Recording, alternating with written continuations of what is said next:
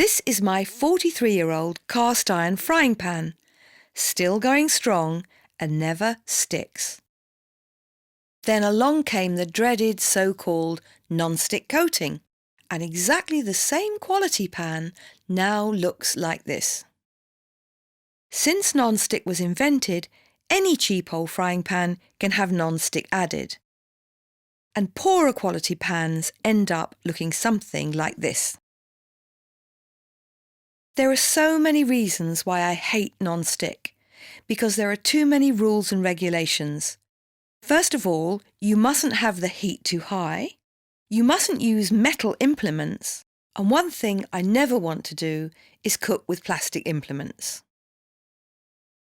And what happens with cheap non-stick frying pans, or even expensive ones, is because they peel, you need to buy a new one, probably every 18 months.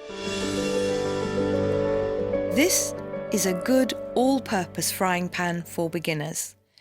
It's our own British-made, Delia Online approved frying pan, made from heavy gauge aluminium, which is the very best conductor of heat, and this will last you a lifetime. It's got a rounded edge which makes it easy for omelettes, and to simulate years of use, we found a way of seasoning the pan before you begin to use it. All you do is use up some old oil from the back of your cupboard that's out of date. Pour about 1 centimetre into the pan and make sure all the sides are coated in oil. Then leave it on the lowest possible heat for 8 hours. Don't go out and leave it. Go back and check from time to time that the oil is still warm, and then, after that, rinse with warm soapy water before using.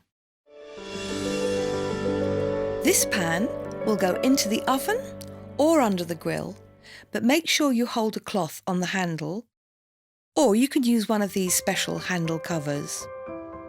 So that's how to choose a basic frying pan, and later on in the cookery school we'll be looking at heavy-based pans.